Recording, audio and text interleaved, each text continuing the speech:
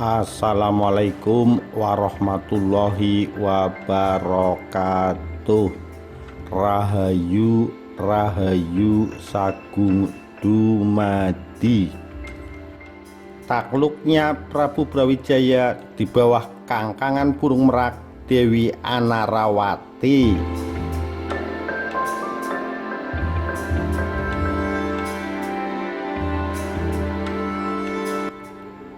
Ditulis oleh Damar Sasangka, 11 Oktober 2009.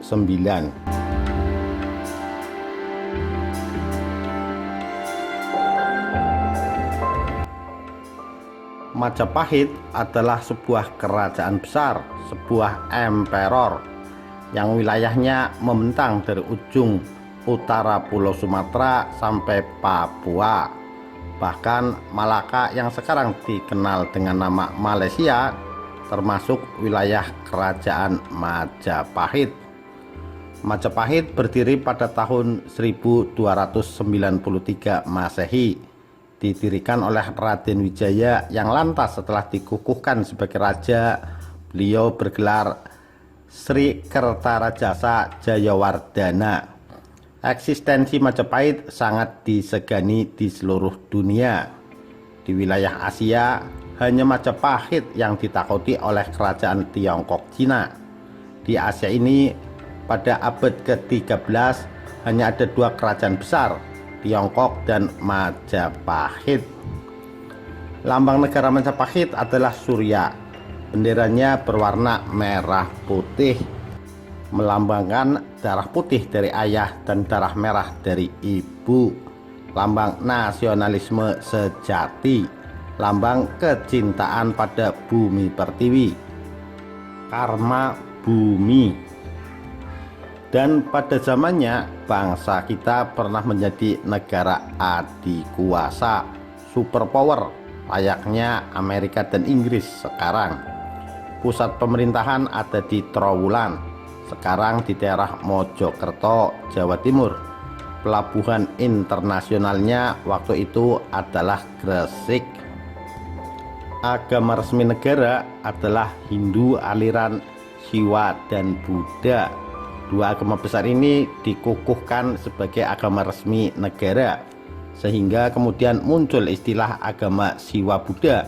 Nama Majapahit sendiri diambil dari nama pohon kesayangan Dewa Siwa, avatar Brahman, yaitu pohon bilwa atau vilva. Di Jawa pohon ini terkenal dengan nama pohon maja dan rasanya memang pahit. Maja yang pahit ini adalah pohon suci bagi penganut agama Siwa, dan nama dari pohon suci ini dijadikan nama kebesaran dari sebuah emperor di Jawa. Dalam bahasa Sanskerta, Majapahit juga dikenal dengan nama Vilvatikta atau Wilwatikta. Vilva pohon maja, tikta pahit, sehingga selain Majapahit atau Mojopahit, orang Jawa juga mengenal kerajaan besar ini dengan nama Wilwatikta. Kebesaran Majapahit mencapai puncaknya pada zaman pemerintahan Ratu Tribhuwana Tunggadewi Jaya Wisnuwardhani pada tahun 1328 sampai 1350 Masehi, dan mencapai zaman keemasan pada masa pemerintahan Prabu Hayam Wuruk 1350 sampai 1389 Masehi dengan Mahapatih Gajah Madanya yang kesohor di pelosok Nusantara itu. Pada masa itu kemakmuran benar-benar dirasakan seluruh rakyat Nusantara, benar-benar zaman yang gilang gemilang. Stabilitas Majapahit sempat koyak akibat perang saudara selama 5 tahun yang terkenal dengan nama Perang Parekrek, yaitu pada tahun 1401 sampai 1406 Masehi. Peperangan ini terjadi karena Kadipaten Blambangan hendak melepaskan diri dari pusat pemerintahan. Blambangan yang diperintah oleh Bre Wirabumi berhasil ditaklukkan oleh seorang kesatria bertaraf Blambangan sendiri yang membelot ke Majapahit, yaitu Raden Gajah. Kisah ini terkenal di dalam masyarakat Jawa dalam cerita rakyat pemberontakan Adipati Blambangan Kebo Mercuet. Kebo bangsawan, Mercuet kecewa. Kebo Mercuet berhasil ditaklukkan oleh Jaka Umbaran, Jaka Perjaka, Umbaran pengembara. Dan Jaka Umbaran setelah berhasil menaklukkan Adipati Kebo Mercuet dikukuhkan sebagai Adipati Blambangan dengan nama Minak Jingga. Minak bangsawan, Jingga penuh keinginan. Adipati Kebo Mercuet inilah Bre Wirabumi, dan Minak Jingga tak lain adalah Raden Gajah, keponakan Bre Wirabumi sendiri. Namun sepeninggal Prabu Wikramawardhana, ketika tahta Majapahit dilimpahkan kepada Ratu Suhita, malahan Raden Gajah yang kini hendak melepaskan diri dari pusat pemerintahan karena merasa diingkari janjinya. Dan tampillah Raden Parameswara yang berhasil memadamkan pemberontakan Raden Gajah. Pada akhirnya Raden Parameswara diangkat sebagai suami oleh Ratu Suhita. Dalam cerita rakyat inilah kisah Damarwulan. Ratu Suhita tak lain adalah Kencana Wungu. Kencana mutiara, Wungu pucat pasi, ketakutan. Dan Raden Parameswara adalah Damarwulan, Damar pelita, Wulan sang rembulan. Kondisi Majapahit stabil lagi hingga pada tahun 1453 Masehi. Tahta Majapahit dipegang oleh Raden Kertabumi yang lantas terkenal dengan gelar Prabu Brawijaya. Brawijaya. Pada zaman pemerintahan beliau inilah Islamisasi mulai merambah wilayah kekuasaan Majapahit, dimulai dari Malaka dan kemudian mulai masuk menuju ke pusat kerajaan ke Pulau Jawa. Dan kisahnya adalah sebagai berikut. Di wilayah Kamboja Selatan dulu terdapat kerajaan kecil yang masuk dalam wilayah kekuasaan Majapahit. Kerajaan Campa namanya. Sekarang hanya menjadi perkampungan Campa. Kerajaan ini berubah menjadi kerajaan Islam semenjak Raja Campa memeluk agama baru itu. Keputusan ini diambil setelah seorang ulama Islam datang dari Samarkand, Bukhara, sekarang di daerah Rusia Selatan. Ulama ini bernama Syekh Ibrahim As-Samarkand. Selain berpindah agama, Raja Campa bahkan mengambil Syekh Ibrahim As-Samarkand sebagai menantu. Raja Campa memiliki dua orang putri, yang sulung bernama Dewi Candrawulan dan yang bungsu bernama Dewi Anarawati. Syekh Ibrahim As-Samarkand dinikahkan dengan Dewi Candrawulan. Dari hasil pernikahan ini lahirlah dua orang putra, yang sulung bernama Sayyid Ali Murtado dan yang bungsu bernama Sayyid Ali Rahmat. Karena berkebangsaan Campa atau Indochina, Sayyid Ali Rahmat juga dikenal dengan nama Bong Sui Ho, nama Campa dari Sayyid Ali Murtado. Kerajaan Campa di bawah kekuasaan Kerajaan Besar Majapahit yang berpusat di Jawa. Pada waktu itu Majapahit diperintah oleh Raden Kertabumi atau Prabu Brawijaya semenjak tahun 1453 Masehi. Beliau didampingi oleh adiknya Raden Purwawisesa sebagai Mahapatih pada tahun 1466. Raden Purwawisesa mengundurkan diri dari jabatannya dan sebagai penggantinya diangkatlah Bre Pandan Salas. Namun 2 tahun kemudian, yaitu pada tahun 1468 Masehi, Bre Pandan Salas juga mengundurkan diri. Praktis semenjak tahun 1468 Masehi, Prabu Brawijaya memerintah Majapahit tanpa didampingi oleh seorang Mahapatih. Apakah gerangan dalam masa pemerintahan Prabu Brawijaya terjadi 2 kali pengunduran diri dari seorang Mahapatih. Sebabnya tak lain dan tak bukan karena Prabu Brawijaya terlalu lunak dengan etnis Cina dan orang-orang Muslim. Diceritakan begitu Prabu Brawijaya naik tahta, Kekaisaran Tiongkok mengirimkan seorang putri Cina yang sangat cantik sebagai persembahan kepada Prabu Brawijaya untuk dinikahi. Ini dimaksudkan sebagai tali penyambung kekerabatan dengan Kekaisaran Tiongkok. Putri ini bernama Tan Engkian, sangat cantik, tiada bercacat. Karena kecantikannya, setelah Prabu Brawijaya menikahi putri ini, praktis beliau hampir melupakan istri-istrinya yang lain. Prabu Brawijaya banyak memiliki istri. Dari berbagai istri beliau lahirlah tokoh-tokoh besar.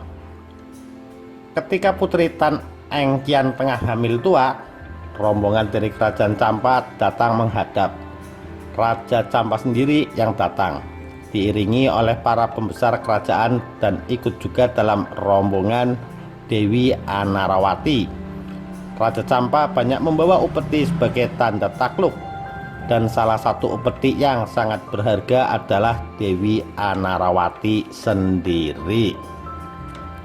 Melihat kecantikan putri berdarah Indochina ini, Prabu Brawijaya terpikat, dan begitu Dewi Anarawati telah beliau beristri, Tan Engkian, putri Cina yang tengah hamil tua itu seakan-akan sudah tidak ada lagi di istana. Perhatian Prabu Brawijaya kini beralih kepada Dewi Anarawati.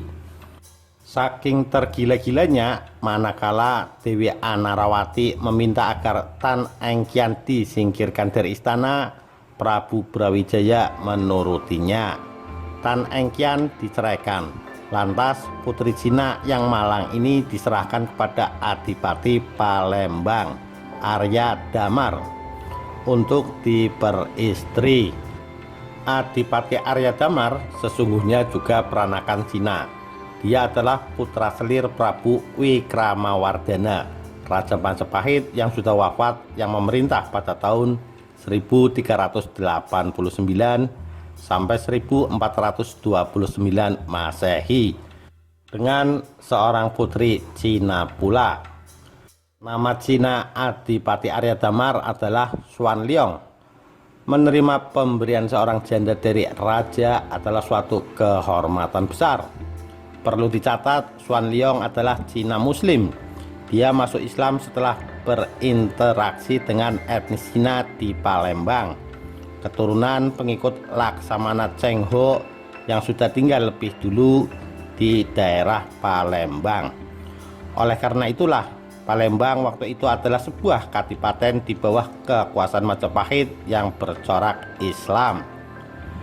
Arya Damar menunggu kelahiran putra yang dikandung Tan Engkian sebelum ia menikahinya. Begitu putri Cina ini selesai melahirkan, dinikahilah dia oleh Arya Damar. Anak yang lahir dari rahim Tan Engkian hasil dari pernikahannya dengan Prabu Brawijaya adalah seorang anak laki-laki, diberi nama Tan Eng Huat karena ayah tirinya Muslim. Dia juga diberi nama Hasan. Kelak di Jawa dia terkenal dengan nama Raden Patah. Dari hasil perkawinan Arya Damar dengan Tan Engkian, lahirlah juga seorang putra, diberi nama Kin San. Nama muslimnya adalah Husain. Kelak di Jawa, dia terkenal dengan nama Adipati Pecatanda atau Adipati Terung. Kembali ke Jawa, Dewi Anarawati yang muslimah itu telah berhasil merebut hati Prabu Brawijaya. Dia lantas menggulirkan rencana selanjutnya setelah berhasil menyingkirkan pesaingnya, Tan Engkian. Dewi Anarawati meminta kepada Prabu Brawijaya agar saudara-saudaranya yang Muslim yang banyak tinggal di pesisir utara Jawa dibangunkan sebuah asrama, sebuah pesantian, sebuah padepokan, seperti halnya padepokan para pandita Siwa dan para wiku Buddha. Mendengar permintaan istri tercintanya ini, Prabu Brawijaya tak bisa menolak. Namun yang menjadi masalah, siapakah yang akan mengisi jabatan sebagai seorang guru layaknya padepokan Siwa atau Mahawiku, layaknya padepokan Buddha? Pucuk dicinta ulam tiba. Dewi Anarawati segera mengusulkan agar diperkenankan memanggil kakak iparnya, Syekh Ibrahim As-Samarkan, yang kini ada di Campa, untuk tinggal sebagai guru di asrama Islam yang hendak dibangun itu.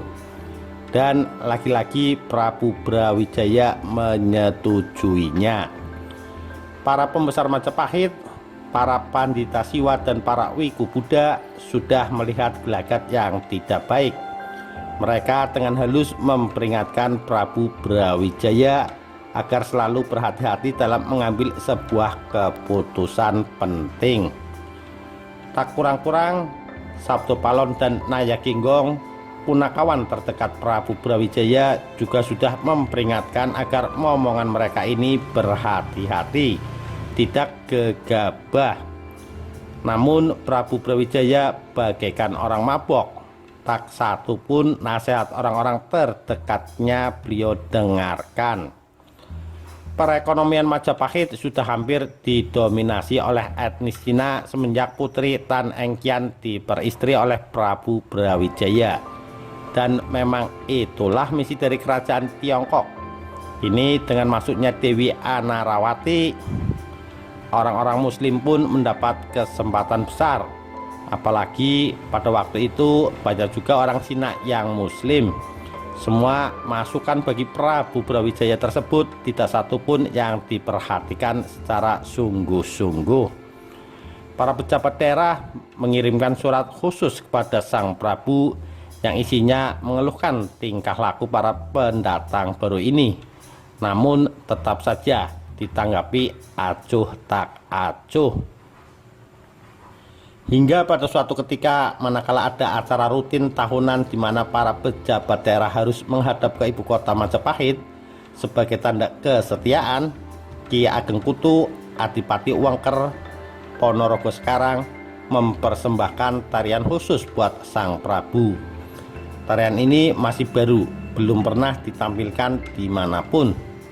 Tarian ini dimainkan dengan menggunakan piranti tari bernama Dadak Merak, yaitu sebuah piranti tari yang berupa duplikat kepala harimau dengan banyak hiasan bulu-bulu burung merak di atasnya. Dadak Merak ini dimainkan oleh satu orang pemain dengan diiringi oleh para prajurit yang bertingkah pola seperti banci. Sekarang dimainkan oleh wanita tulen. Ditambah satu tokoh yang bernama Pujangga Anom dan satu orang jatilan. Sang Pujangga Anom tampak menari-nari acuh tak acuh, sedangkan jatilan melompat-lompat seperti orang gila. Sang Prabu takjub melihat tarian baru ini. Manakala beliau menanyakan makna dari suguhan tarian tersebut, Ki Ageng Kutu Adipati Teri Wengker yang terkenal pemberani itu tanpa sungkan-sungkan lagi menjelaskan bahwa Dadak Merak adalah simbol dari kerajaan Majapahit sendiri. Kepala harimau adalah simbol dari Sang Prabu. Bulu-bulu merak yang indah adalah simbol permaisuri Sang Prabu yang terkenal sangat cantik, yaitu Dewi Anarawati. Pasukan Banci adalah pasukan Majapahit. Pujangga Anom adalah simbol dari pejabat teras, dan jatilan adalah simbol dari pejabat daerah. Arti sesungguhnya adalah kerajaan Majapahit kini diperintah oleh seekor harimau yang dikangkangi oleh burung merak. Burung merak yang sangat indah. Harimau itu tidak berdaya di bawah selangkangan sang burung merak. Para prajurit Majapahit sekarang berubah menjadi penakut, melempem dan banci. Sangat memalukan. Para pejabat teras acuh tak acuh, dan pejabat daerah dibuat kebingungan menghadapi invasi halus imperialisasi halus yang kini tengah terjadi. Dan terang-terangan Ki Ageng Kutu memperingatkan agar Prabu Brawijaya berhati-hati dengan orang-orang Islam. Kesenian sindiran ini kemudian hari dikenal dengan nama Reok Ponorogo. Mendengar kelancangan Ki Ageng Kutu, Prabu Brawijaya murka, dan Ki Ageng Kutu bersama para pengikutnya segera meninggalkan Majapahit. Sesampainya di Wongker, beliau memaklumatkan perang dengan Majapahit.